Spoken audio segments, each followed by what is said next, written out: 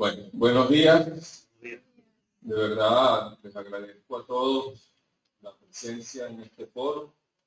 Agradezco a la UNED la invitación, al profesor Carlos Lanz, César Lanz, perdón, me traicionó el subconsciente.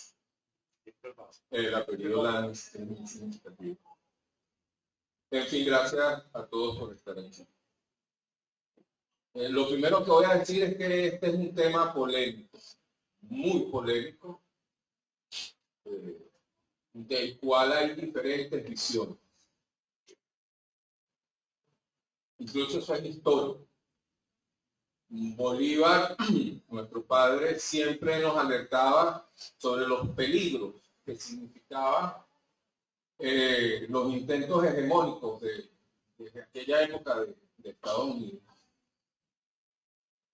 Y Santander, su, diríamos, eterno enemigo, aunque muchas veces en la sombra, específicamente sobre la doctrina Monroe, decía que era, palabras más, palabras menos, era un alivio que Estados Unidos hubiese asumido esa posición y que era una posición muy digna y que los latinoamericanos, en este caso los americanos meridionales, decían ellos, deberíamos estar orgullosos y agradecer esas posiciones de los Estados Unidos.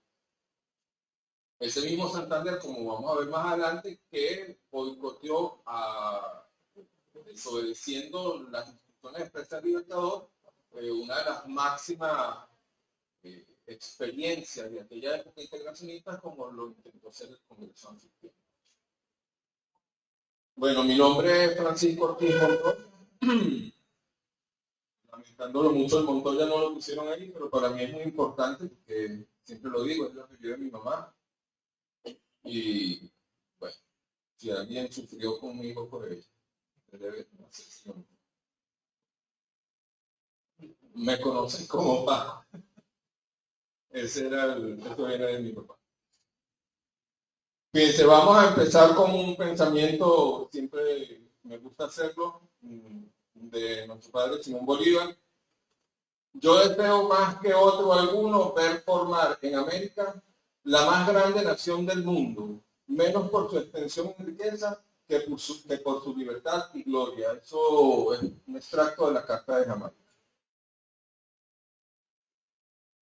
Entonces, la exposición tiene que ver con las expresiones históricas y actuales del monroísmo y el bolivarianismo.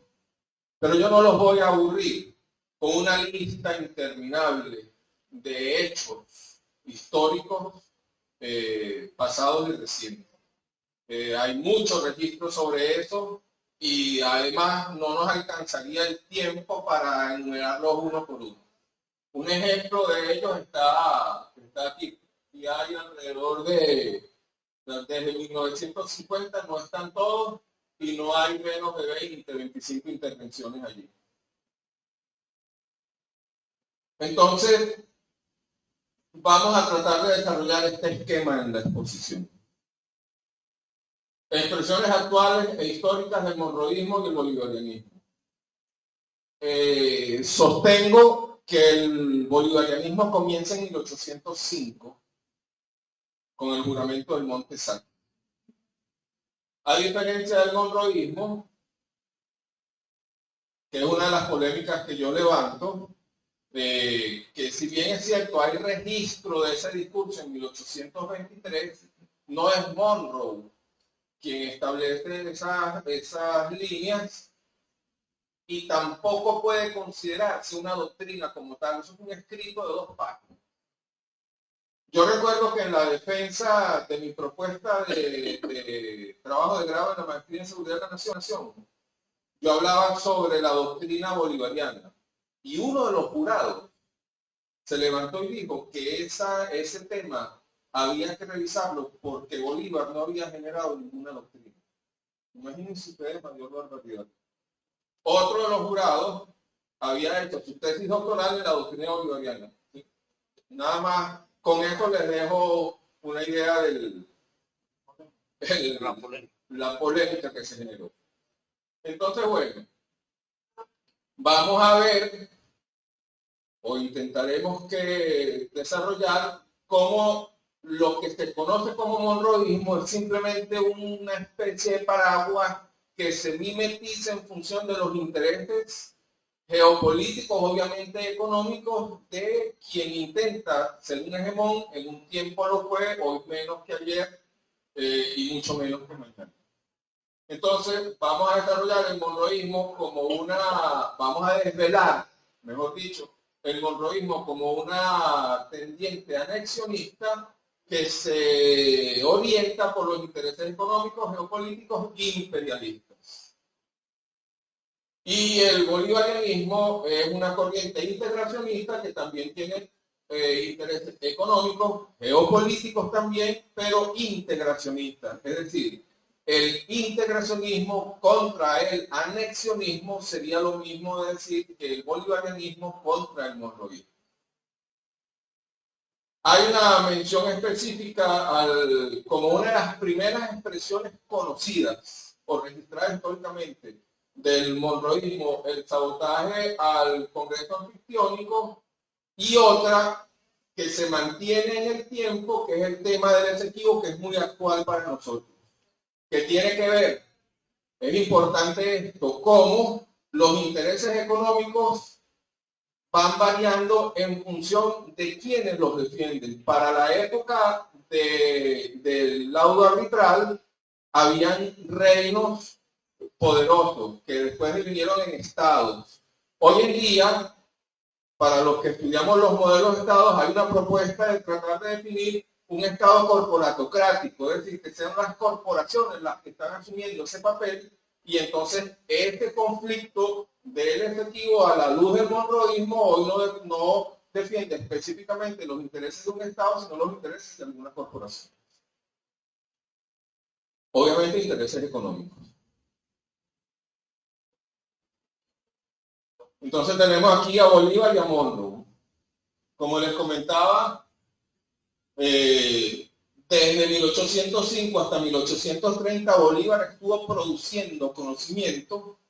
Todo ese conocimiento se engranó en un conjunto bastante prolijo de proclamas y discursos, entre los que a mi juicio, obviamente de esto hay mucha tela que cortar, destacan la Carta de Jamaica, el Manifiesto de Carúpano y la respuesta a John Irving, el enviado de los Estados Unidos para recuperar aquellas boletas.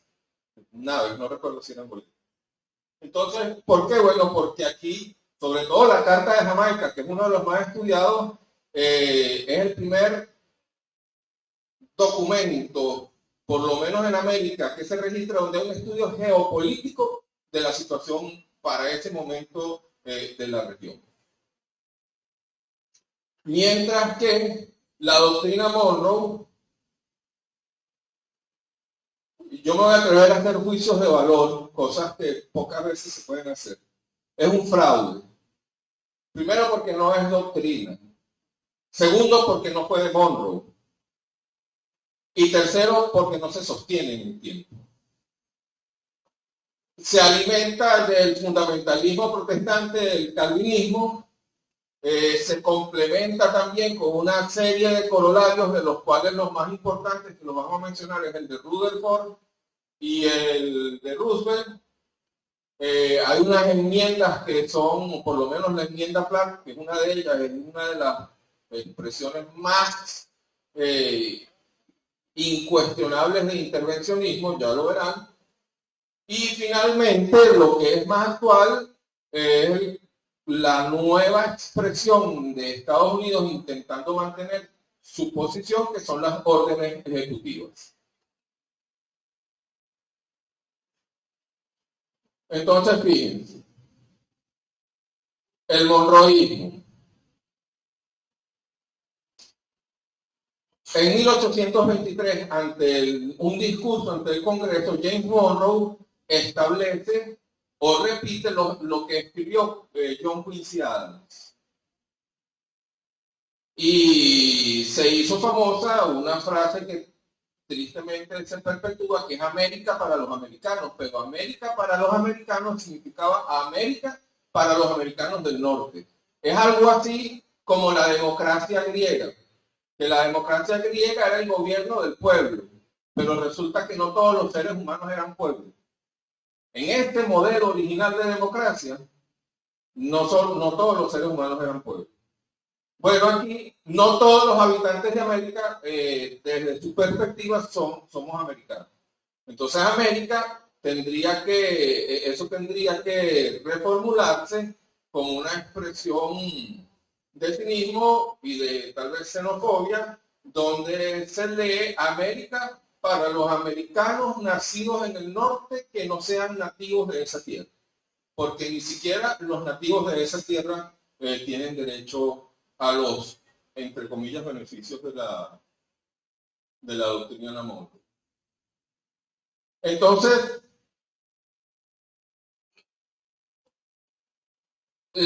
como les expliqué, la doctrina Monroe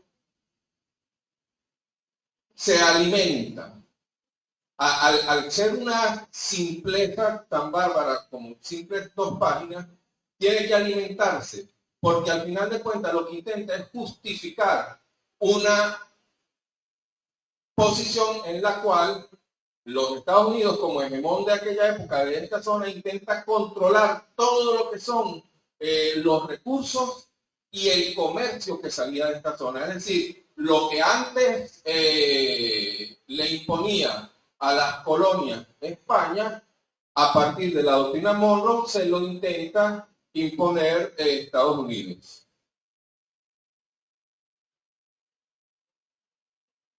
Entonces ellos, como anexionistas, empezaron a generar conflictos.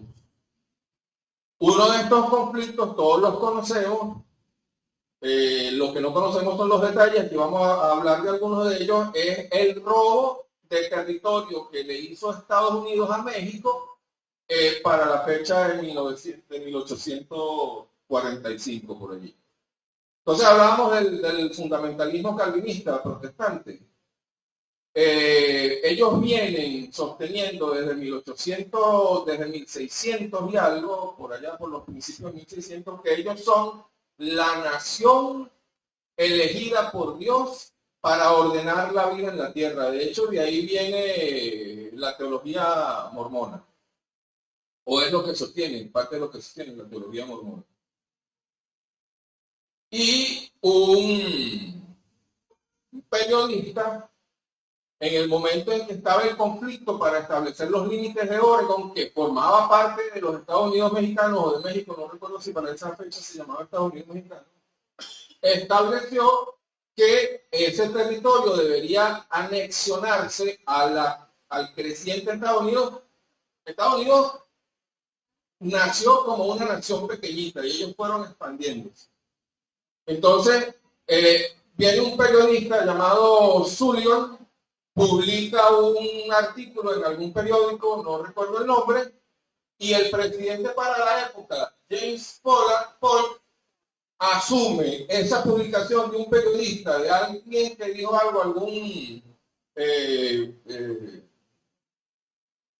dirigente, no sé cómo se llaman ellos, de la iglesia protestante, y lo asumió como política exterior de los Estados Unidos, y al amparo, a la sombra de la doctrina Monroe, entonces generaron el Destino Manifiesto y se anexionaron todo el territorio que hoy es parte de ellos, pero que inicialmente era parte de México. La mitad de México se la robó Estados Unidos. O sea, México sería hoy el doble de grande, sería la nación más grande de América, perdón. 2 millones de kilómetros cuadrados, me cota el profesor Lance.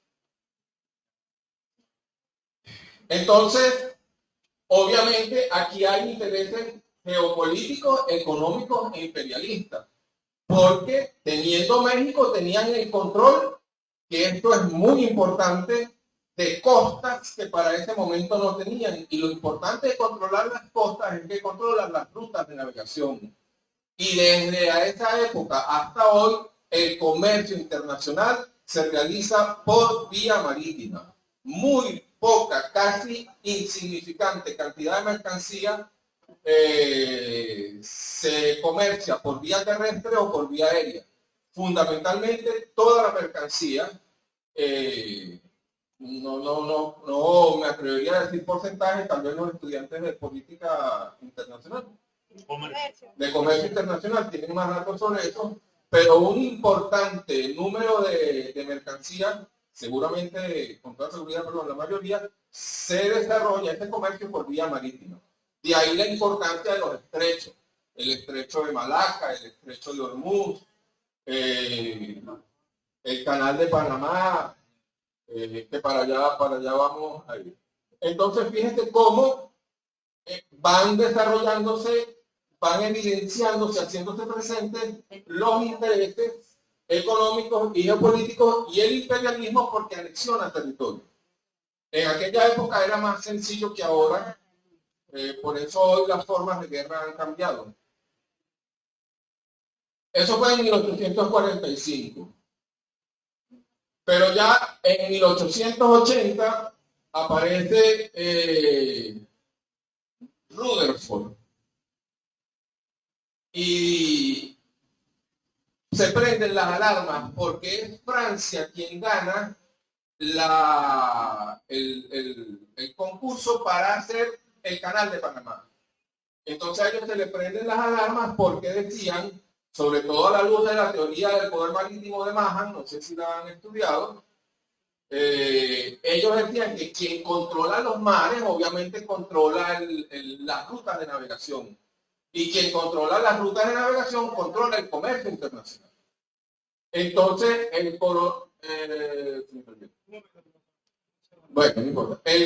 corolario de Rutherford establece.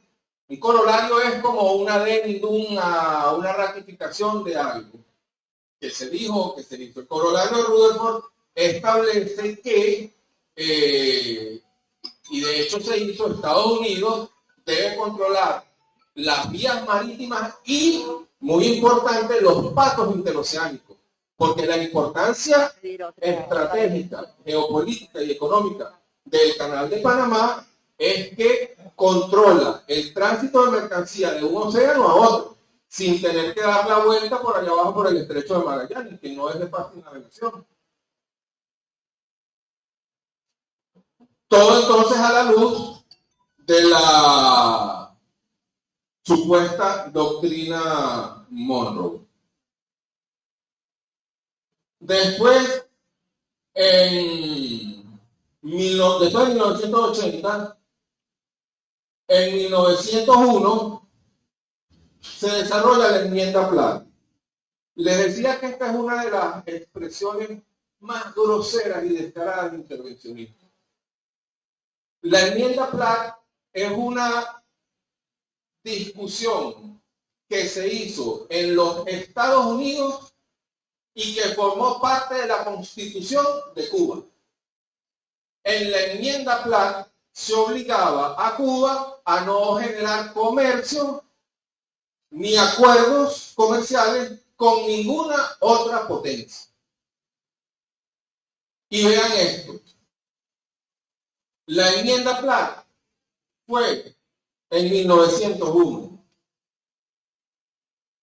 El laudo arbitral fue 1899. 1899.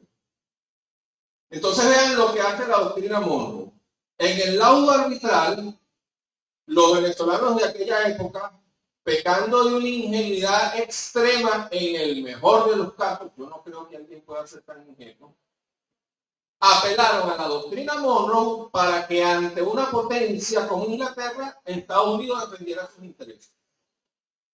Pero en este año, entonces, en 1899, 2 años antes de la enmienda Platt, Estados Unidos, negando la doctrina Monroe, que es de ellos mismos, actúa a favor de Inglaterra. ¿Por qué? Vuelve otra vez el tema de las rutas marítimas. Porque después de la guerra norteamericano-española y del intento de anexión, Estados Unidos no tenía la fuerza para imponerse sobre Inglaterra en el control de territorios como el de Cuba, Puerto Rico Filipinas, Islas Guam, etc. Fíjense que estamos hablando del control de zonas marítimas y de rutas marítimas desde el Caribe hasta el Pacífico. Entonces hubo un acuerdo entre Estados Unidos e Inglaterra de yo te cedo, a pesar de que, claro, para esa época no se conocía la cantidad de recursos que hay en esa zona.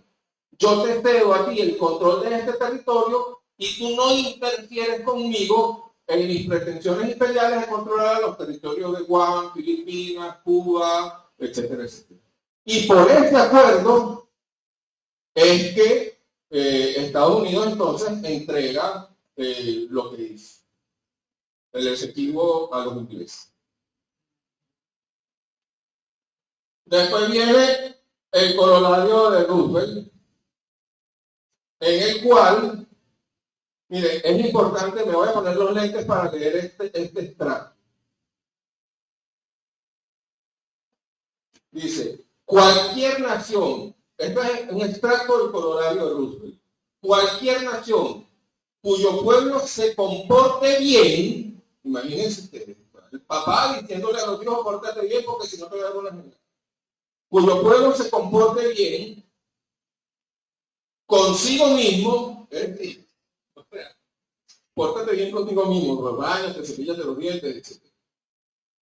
Podrás contar con nuestra amistad de corazón, porque imagínate tan bueno que también. Si una nación muestra que sabe cómo actuar con razonable eficiencia y decencia en asuntos sociales y políticos, y si mantiene el orden y paga sus obligaciones, no se pueden conectar. No debe temer ninguna interferencia de los Estados Unidos. Es decir, si haces lo que me da la gana y me pagas lo que yo te pongo, este es el corolario de Google, sí, que es de 1904, donde establece la posición de gendarmería de Estados Unidos, en base a dos paginitas que por allá por 1823, quien después fuera presidente de los Estados Unidos, pero siendo secretario había redactado.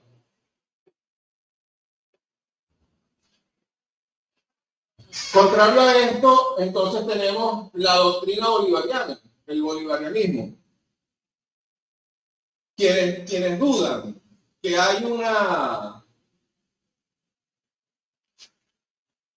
complot internacional para desaparecer del mapa del conocimiento de nuestras mentes todo lo que tenga que ver con bolivarianismo y para imponernos las propuestas del hegemón, métase en Google, escriba monroísmo mal, escríbalo sin acento, con N, con K, y Google se lo va a corregir. Pero escriba bolivarianismo mal y le va a decir que esa palabra no existe. Tengan una idea de, esta es una expresión actual de desesperación del hegemón de tratar de desaparecernos a nosotros. Pero entonces es una expresión, es una doctrina, como les dije, construida con cualquier cantidad de discursos y proclamas, que desde su inicio, primero fue hecha de puño y letra del propio Simón Bolívar.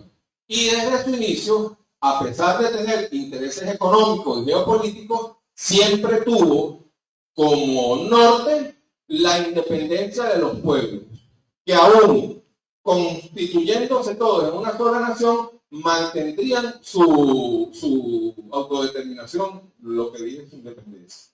Entonces, ¿qué fue lo primero que hizo el bolivarianismo? Libertó 5 naciones, que si nos vamos a hacer estrictos hoy ya serían 6, porque Panamá era una provincia del virreinato de Nueva Granada, de lo que se conoce ahora como Colombia. De paso, Bolívar nunca habló de la Gran Colombia. Bolívar habló de Colombia. La Gran Colombia es un constructo de algunos historiadores para diferenciarlo de la Colombia actual. Pero Bolívar siempre habló de Colombia. En algún escrito habló de Colombia la Grande. Y tal vez, pensando bien, tal vez por eso transformaron Colombia la Grande en la Gran Colombia. Entonces, fíjense, Bolívar después de darle la libertad a 5 naciones, fallece. Hay una tesis de que lo asesinaron, hay una tesis de que murió de tuberculosis. Como todo lo histórico, siempre se mantiene la discusión, diferentes visiones. Después de esto, no hay ninguna actividad significativa integracionista a la luz del bolivarianismo. Más allá del acuerdo de San José, que por allá por la década de los 80 firmaron Venezuela y México para vender el petróleo barato, nada que ver con Petrocaribe, pero barato para la época, a las naciones del Caribe.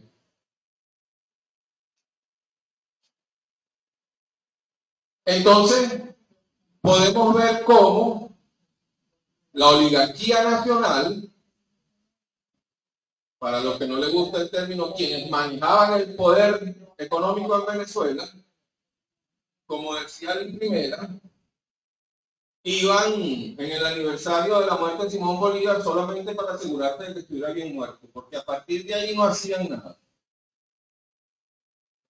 Pero con el triunfo de la Revolución Bolivariana y el ascenso del comandante Chávez a la presidencia de lo que hoy es la República Bolivariana de Venezuela, entonces empiezan algunas actividades de integracionismo a la luz de la doctrina bolivariana del bolivarianismo. Hablamos entonces de que Venezuela fue garante de paz en las conversaciones con la guerrilla, específicamente con la FARC-EP. Esa fue una experiencia que le costó mucho a Venezuela, tuvo que ceder en algunas cosas y al final fue traicionado por el santanderismo expresado en Undino. Después se propone la CELAC. Fíjense que la CELAC es una organización de integración que no toma nada más lo económico, pero sí lo incluye, pero que deja por fuera la concepción panamericana en la cual Estados Unidos y Canadá forman parte de cualquier organismo multilateral. En este caso, la OEA. La OEA tiene algunos hitos particulares.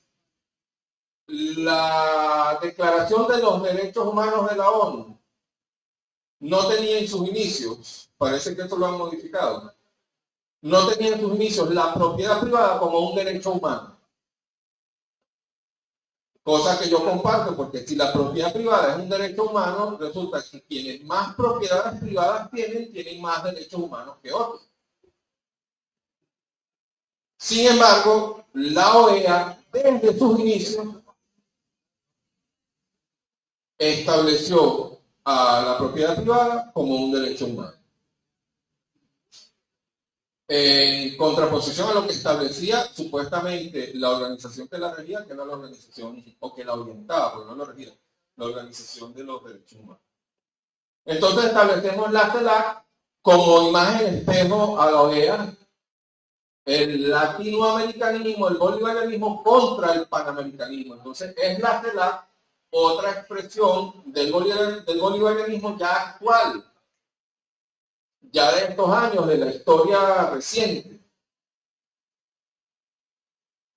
Intentó el monroísmo establecer una experiencia que se llamó el ALCA, que en su primera discusión en Canadá, el comandante Chávez fue la única voz disidente. Toda Latinoamérica, toda América, mejor dicho, dio su voto a favor del ALCA. Sin embargo, Venezuela, en la voz del comandante Chávez, negó esto porque era poner en igualdad de condiciones a empresas, porque el ALCA se presentaba como un acuerdo de comercio exterior. Entonces, ¿qué pretendía? Que se liberaban los aranceles y todas las empresas del continente americano iban a competir en igualdad de condiciones porque no había aranceles. Entonces, imagínense ustedes a la Pepsi-Cola y a la Coca-Cola compitiendo con la Grapet de Lara. Yo creo que ya no existe. pues los que son del Árabe y los que fueron allá hace mucho tiempo, eran sabrosos. Bueno, y más allá de esto, no puedes poner a competir grandes transnacionales sin ningún tipo de protección. Ojo. Y la liberación de aranceles era solo en las áreas donde Estados Unidos y Canadá tenían ventaja, porque para liberar aranceles tenías que liberar también todas las medidas proteccionistas que se establecen en Estados Unidos para la industria agrícola y pecuaria. Y Estados Unidos lo negó. Es decir, yo puedo establecer medidas de protección, y no es otra cosa que aranceles, a mis industrias débiles, pero tú no puedes establecer medidas de protección a tus industrias débiles. Es decir, imagínense ustedes. Entonces, ante esa pretensión imperial de controlar el comercio de toda Latinoamérica, Venezuela levanta la voz y ya en Mar del Plata, con Lula, Kirchner, Evo, etcétera. Recuerdo que Kirchner le dijo a Bush, ustedes no nos van a venir a pastorear a nosotros. Esa expresión la utilizó. Bueno, se cae el ALCA y se propone el ALBA TCP, pero bueno, la dinámica política cambiante de Latinoamérica no ha permitido que naciones como Colombia, Cuba, Chile y otras se integren en ese sector. Otra expresión del bolivarianismo muy actual es Petrocaribe, que sustituye al Acuerdo de San José y de verdad establece el comercio de petróleo en condiciones favorables y utiliza el petróleo como un arma geopolítica, porque así es. Así como los Estados Unidos establecen como su arma geopolítica más poderosa al dólar, que es una moneda que no tiene ningún respaldo, es una moneda absolutamente inorgánica, nosotros, y creo que nos hemos quedado cortos, yo creo que nosotros debíamos monetizar nuestro oro, pero eso es otra discusión. Establecemos Petrocaribe y esto obviamente nos ha vinculado con muchas naciones. Y una experiencia muy importante que es nuestra gran falla, que es el tema comunicacional. Nosotros somos muy expertos y somos muy eficientes en decir lo que no funciona. Y hay muchas cosas que no funcionan. Pero tenemos muchas fallas y parece que hasta complejos tenemos en decir lo que funciona. El tema de Telesur es una experiencia que intenta decir lo que funciona, hacer una mirada crítica de lo que no funciona y pasar por encima a la pretensión imperialista de CNN, BBC, etcétera, etcétera, etcétera.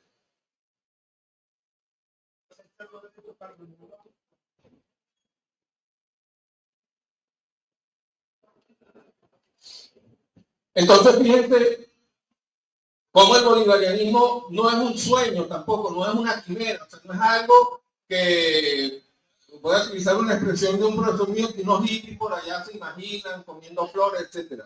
Es un elemento que tiene en cuenta el tema geopolítico, incluso se intentó crear una fuerza armada latinoamericana.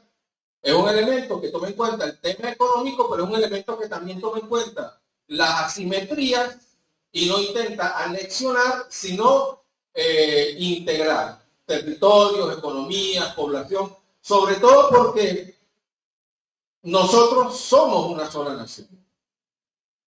A nosotros nos dividió el Imperio Español, pero nosotros tenemos básicamente una misma lengua, una misma cosmovisión, habitamos el mismo territorio. En términos filosóficos, pudiera decir, eso es una nación.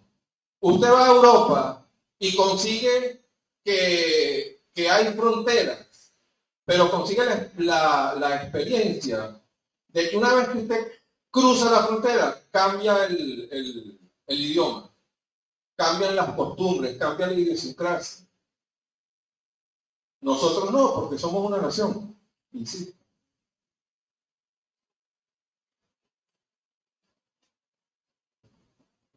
Entonces, la Fuerza Armada Nacional Bolivariana ha desarrollado la tesis de la guerra difusa. Desde mi punto de vista, el monroeísmo no es otra cosa que una expresión de la guerra difusa. ¿Por qué? Porque intenta por todos los medios, políticos, militares, psicológicos, económicos, eliminar la experiencia de nuestro gobierno, perdón, bolivariano.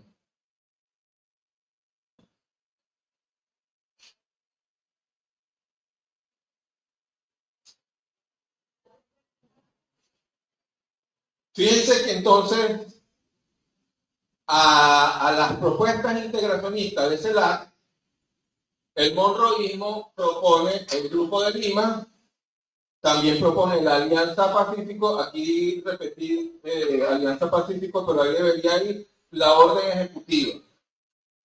¿Por qué puse la orden ejecutiva aquí? Porque es muy lacónica. La orden ejecutiva de Obama 2015, casi todos nos quedamos en que Venezuela es una amenaza inusual y extraordinaria para los Estados Unidos. Y nos reímos de lo ridículo que eso puede ser. Pero resulta que no es ridículo si lo leemos completo. Porque la orden ejecutiva dice, Venezuela se constituye en una amenaza inusual, una amenaza extraordinaria e inusual para la política exterior de los Estados Unidos. Y es allí donde nosotros sí representamos un peligro para los Estados Unidos. Porque los Estados Unidos y la posición hegemónica que ellos intentan cada vez con menos éxito sostener, no puede permitir que haya un modelo de Estado, ni siquiera alternativo, antagónico al modelo de Estado que ellos defienden, que sea exitoso. Porque esto pondría en peligro toda su política exterior. ¿Quién quiere tomar el riesgo de relacionarse militar, económicamente, con un país que va a terminar anexionando tu territorio o va a terminar controlando tus recursos? Sí, por otro lado, puedes establecer relaciones políticas, comerciales, culturales, económicas, etcétera, etcétera, con una nación que va a tratar de que entre los dos eliminen las asimetrías. Entonces, sí somos un peligro, ya no inusual, pero sí extraordinario para la política exterior del hegemón. ¿Qué otra expresión de guerra del monroeísmo? Las medidas coercitivas. Este es un tema en sí mismo, pero las medidas coercitivas fundamentalmente son armas de guerra que destruyen la economía sin imponer el peso de la reconstrucción de los territorios.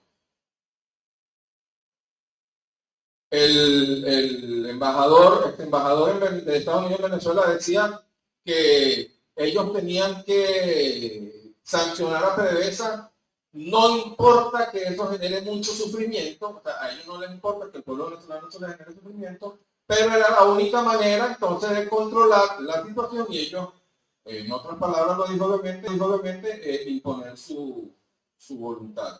El mismo Trump lo dijo, estuvimos a esto de controlar, no de comprar, de controlar el petróleo venezolano.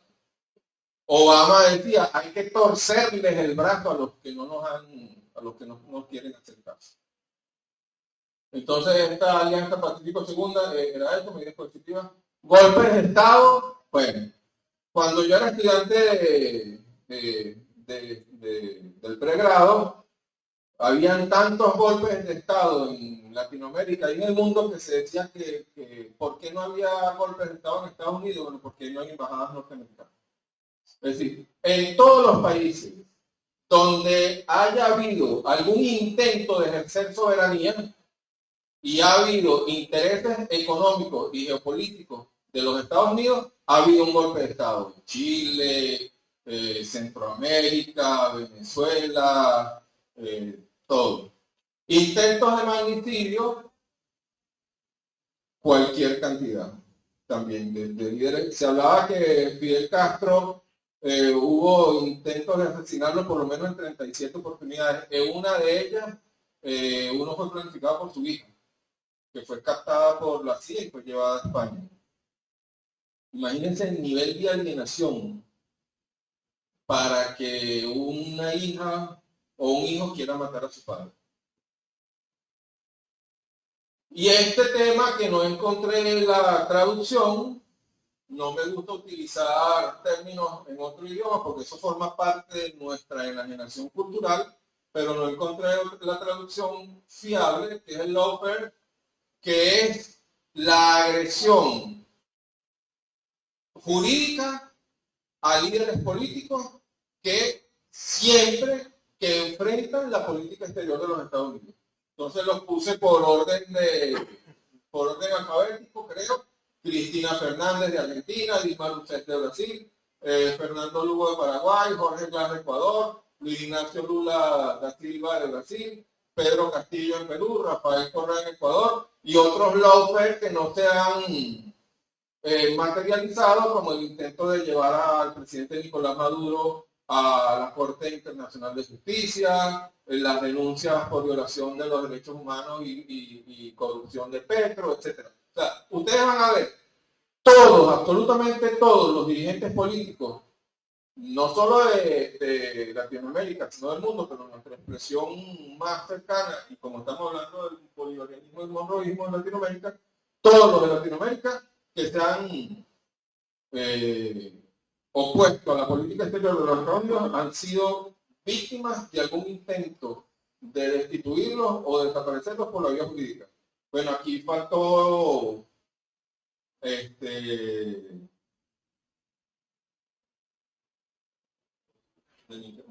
Centroamérica, de Honduras, faltó Honduras, también lo destituyeron. Es una mezcla, esto es una mezcla, esto es un híbrido entre golpe de Estado y lawfare.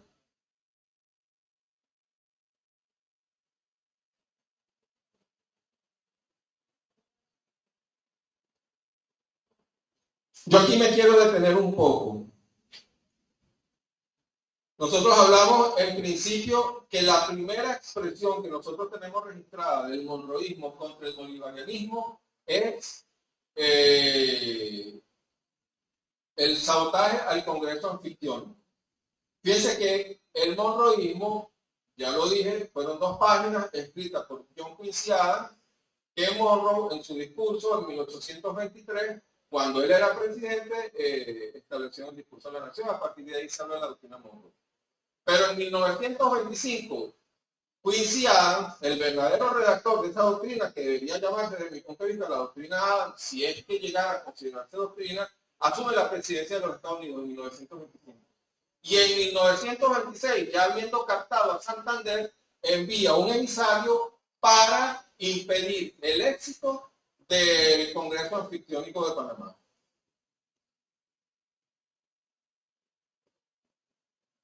Hasta allí quedó ese tema. Bolívar muere 4 años después, desaparece físicamente y pasa lo que hemos conversado. Pero el tema del Esequibo es diferente. El tema del Esequibo se ha venido desarrollando y sigue la controversia. Sigue la controversia. Entonces, pero muta, así como ha mutado esta supuesta doctrina Monroe, muta. Y la expresión más actual del monroísmo es la posición de la ExxonMobil de sobornar, controlar, comprar, como ustedes quieran, al gobierno de Guyana para tener el control no solo de los recursos petroleros, sino el control de las áreas marítimas que nos quitarían la navegación marítima por ese zona. No lo negarían. Entonces nosotros tendríamos que empezar tal vez a pagarles a ellos algún derecho de navegación marítima, además de que perderíamos el control de los recursos petroleros y plataforma continental, perderíamos muchas cosas. Pero entonces hay una tesis que se está desarrollando, todavía no está acuñada, entre los que estudiamos los modelos, el desarrollo de los modelos de Estado. Es decir, así como el mundo viene evolucionando y los modos de producción han cambiado, en la medida en que cambian los medios de producción, es decir, hablábamos de barbarie, esclavismo, feudalismo y capitalismo, una muy reducida síntesis o simplificada síntesis. Hoy en día decimos que el neoliberalismo, contrario al liberalismo que se oponía al feudalismo, el neoliberalismo se opone al Estado liberal burgués. Porque el neoliberalismo intenta que las corporaciones sean los verdaderos entes que controlan la vida de los ciudadanos. Y se intenta establecer la idea de un Estado supranacional. Si ustedes ven la Agenda 2030, la Agenda 2030 habla de los ciudadanos del mundo y por allá se va la cosa. Es decir, borrar las fronteras de las naciones para abrir, eliminar las restricciones al comercio de las grandes corporaciones, que a su vez aprovecharían esa posibilidad para hacerse más grandes y más potentes. De allí entonces que el tema del exequivo hoy es un tema contra el Estado corporatocrático. Es un tema en el cual Estados Unidos ahora es un instrumento de las grandes corporaciones.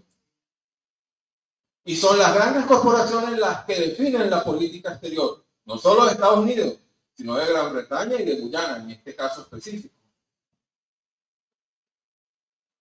Entonces, fíjense, tras recordar la historia de Venezuela del siglo XIX, denuncia el presidente venezolano que el gobierno de Venezuela en 1897 cede en todas sus posturas y que el embajador venezolano representaba más a los intereses de Estados Unidos que a los de Venezuela.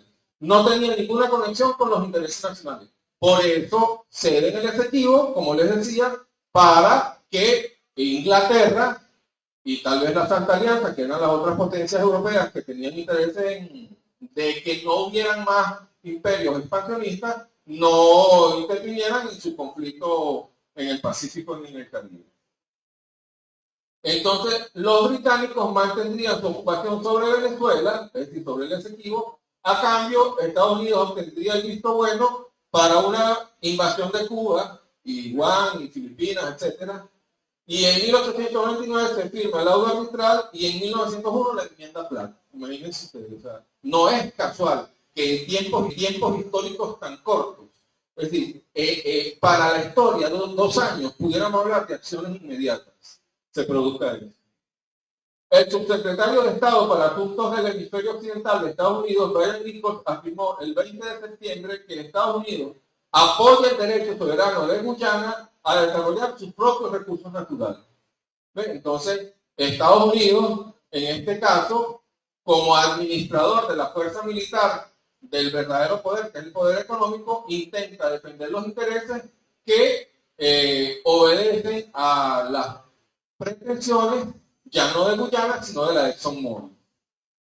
El presidente venezolano Nicolás Maduro respondió al mensaje de Nichols afirmando que hay una intromisión insolente de Estados Unidos y que habrían manipulado y comprado a los políticos de Guyana mediante la petrolera ExxonMobil y el Comando Sur. Es decir, el poder político que garantiza hasta ahora la fuerza del dólar y el poder económico que garantiza que ese poder político funcione para ellos. Entonces, fíjense cómo estamos aquí hablando de geopolítica, de anexión. Inglaterra le da el territorio a Guyana, le da el control del territorio, pero igual sigue controlando el gobierno de Guyana, o sea que por la vía de los hechos sigue controlando el territorio de Guyana.